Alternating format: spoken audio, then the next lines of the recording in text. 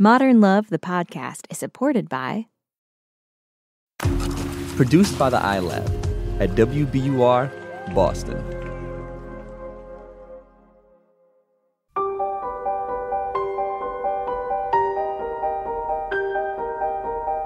From the New York Times and WBUR Boston, this is Modern Love.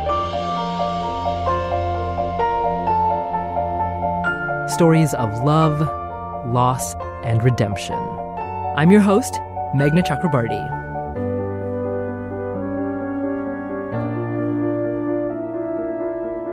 Rock bottom is a lonely place, and sometimes taking care of someone else is the only way out.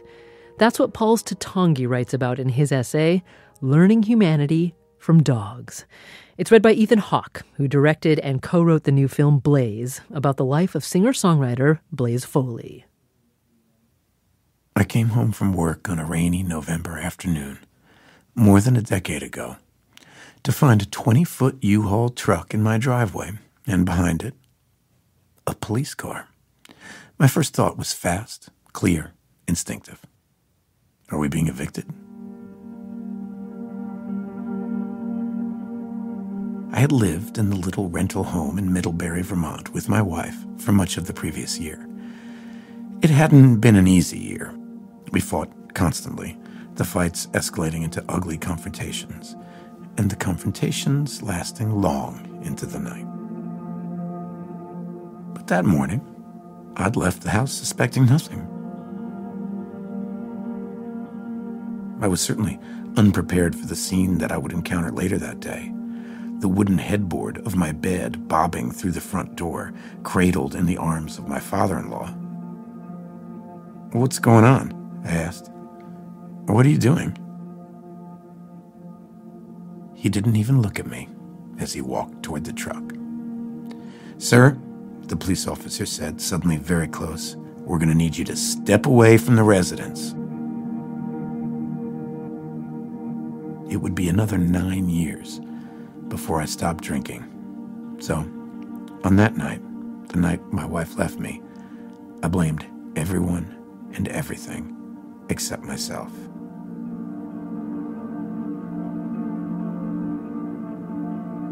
I fled the house with its two sad moving van, police and father-in-law combo, and went directly to the nearest bar, where I told everyone my story while downing pint after pint of tepid $2 Budweiser. I was not apologetic. I was not ashamed.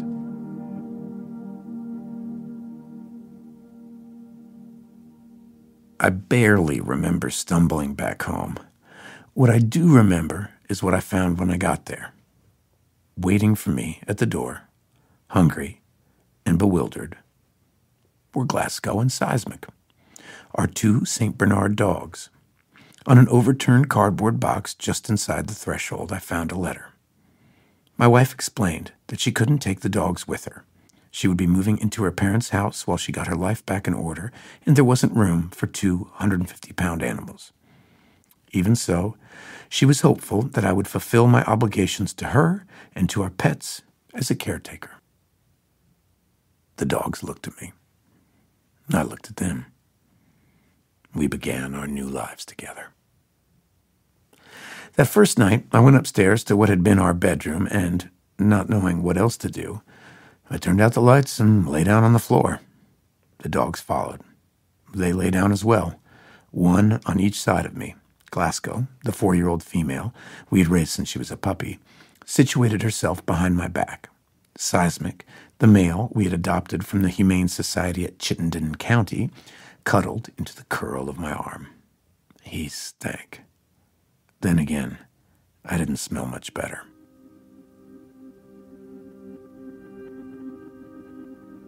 In an empty house, everything is louder. It seems like a small detail, but it was transformative. I had rented the home for nearly a year, and suddenly it was completely foreign and disorienting.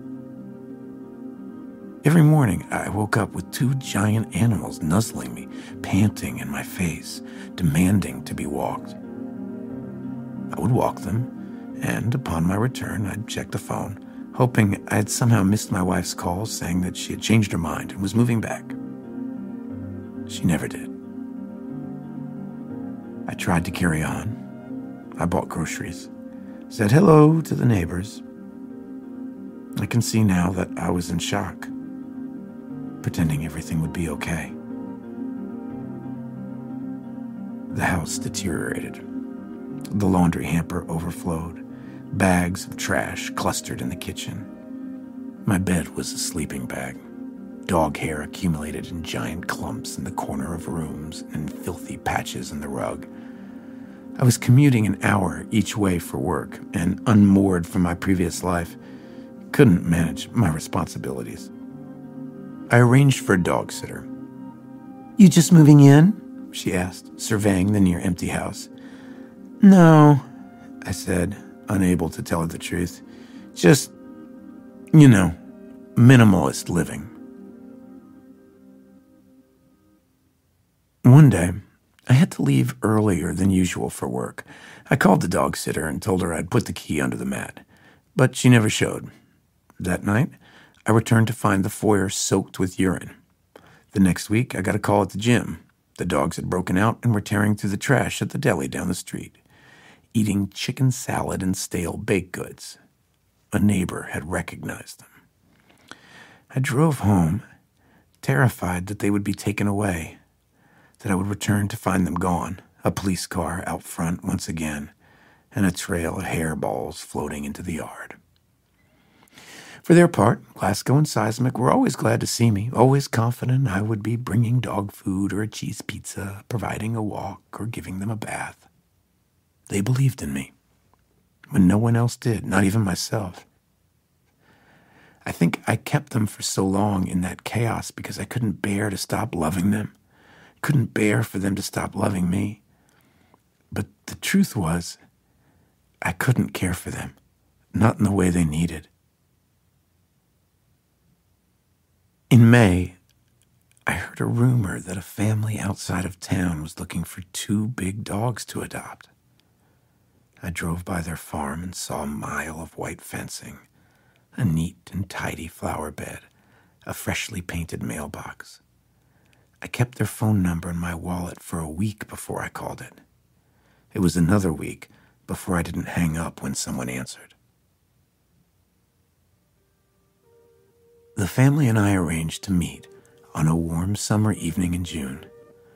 I put the dogs in my black Chevy Blazer, along with their chew toys, dog beds, and food dishes. Glasgow, as always, was excited to get in the car. She loved to sit in the passenger seat. I'd crack the window for her, and she would press her nose into the small open space and start drooling, leaving ropes of dried saliva along the glass. That day, I reached over and scratched her ears. I was crying as I drove, crying as we pulled into the parking lot of the Grand Union. The new family was there, in their Ford F-250 pickup. A man got out and walked toward me. I opened the back hatch of the Blazer. "These are the dogs?" he said. I nodded. "Please take good care of them," I said, my voice cracking. Losing my wife had been sudden, a blow that struck with immediacy and power. The loss of the dogs, however, had an event horizon. I approached it gradually, and then I was beyond it, the pressure of time drawing me inescapably forward and down. On that evening at the Grand Union, I remember shepherding Seismic, who didn't hesitate, into the back of the other truck. Glasgow took more coaxing. Her hips had become bulky, and she had started moving more slowly. I think that she understood at least some part of what was going on. Finally, they were both in the other vehicle. I hugged them, inhaling their scent, holding Glasgow especially close one last time.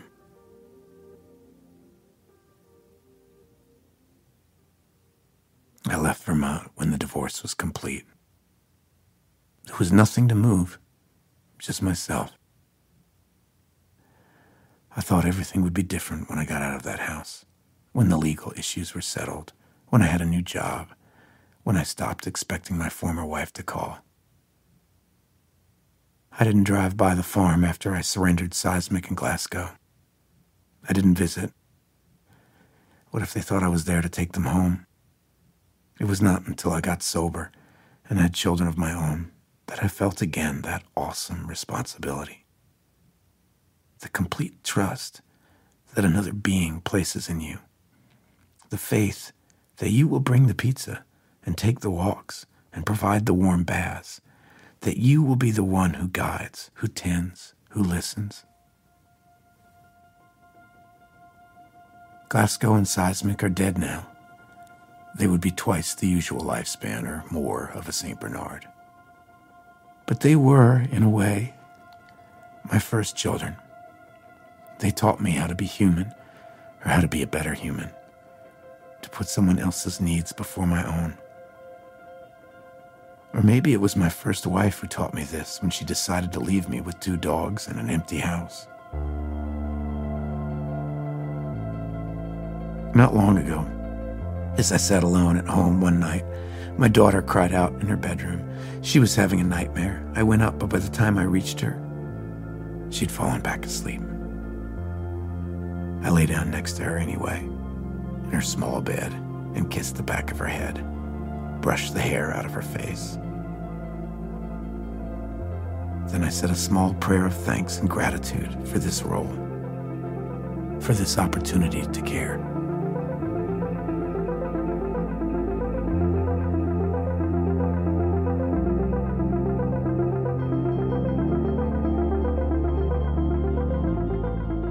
Ethan Hawke, reading Pauls Tatongi's essay, Learning Humanity from Dogs. We'll hear how Pauls is doing now after the break.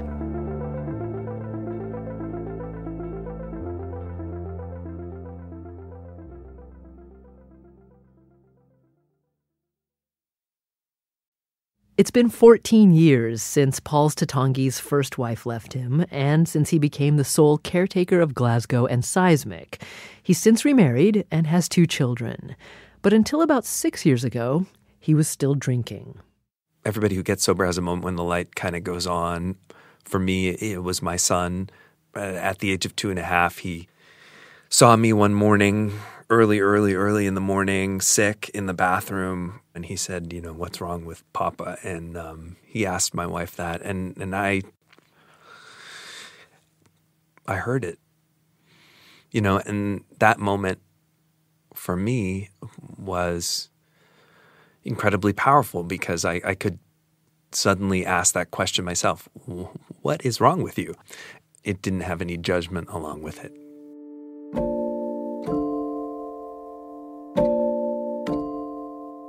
Looking back on it now, I wish that I could have done many things differently. I wish that I had been sober. I think every alcoholic understands that they lost a lot of things because of their alcoholism. And I wish I hadn't lost those things. On the other hand, if I hadn't lost them, I would have never made it to the point that I'm at. I wouldn't have hit the bottom that I hit. And so I'm really grateful for that. And Pauls says that Glasgow and Seismic were part of the reason he was able to push through. They were there for me when there was just nobody else. That's what dogs give you, is just pure, unconditional love. And I needed it so desperately at that moment. These days, he has a much more stable life. Well, now I live in Portland, Oregon. My children are twins, boy-girl twins. They're 8.5 years old, so they're getting giant. I teach at Lewis and Clark College. I teach creative writing. I work in sobriety as much as I can, and my life is amazing. My life is amazing. But he does sometimes think about those years that he spent in Vermont. You have your ghosts, obviously, when things unravel, and I never got to, say goodbye to anyone from that period of my life. I mean, that remains difficult. But on the other hand, I got what I deserved. So, I don't have anything else to say, really.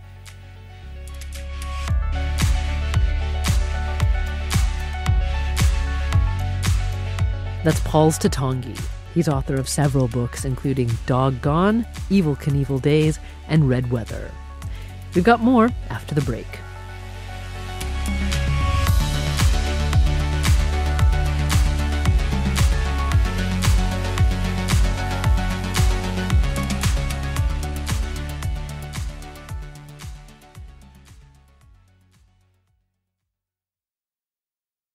Here's Daniel Jones, editor of the Modern Love column for the New York Times.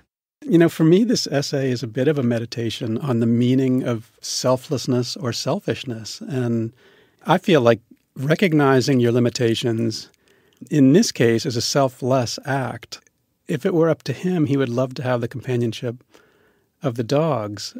But it was at the dogs' expense. They were living like wild animals and rampaging down the street. And to be able to understand about yourself that you have to get your own house in order before you can properly care for others. I thought it was a painful moment, but an incredibly honest one, and one where he's honest with himself and his own limitations. And here's Ethan Hawke. I chose this story for the simple reason of how much I love dogs. When I was a teenager, I really hated going to church. And my mother said I could skip church if I would do something else on Sunday mornings for someone else. So I started working at the ASPCA and taking care of the dogs. And it's just one of the best things I could have done. It was one of the happiest times I had as a teenager, taking care of these dogs and cleaning their kennels. And I've just been in love with dogs ever since. I love animals, as we all do, and this story moved me. Thanks again to Ethan for reading this week's essay. He directed, co-wrote, and produced the new film Blaze, which is in select theaters now. Next week, Giancarlo Esposito from Better Call Saul. When someone goes to the trouble of trying to contact 16 judges, there's usually an important issue at stake.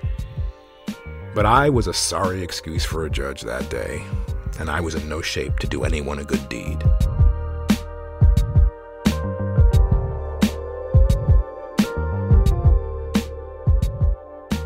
Modern Love is a production of the New York Times and WBUR, Boston's NPR station. It's produced, directed, and edited by Jessica Alpert, Caitlin O'Keefe, and John Perotti. Original scoring and sound design by Matt Reed. The idea for the Modern Love podcast was conceived by Lisa Tobin. Iris Adler is our executive producer. Daniel Jones is the editor of Modern Love for the New York Times and advisor to the show. Music for the podcast, courtesy of APM. I'm Meghna Chakrabarti. See you next week.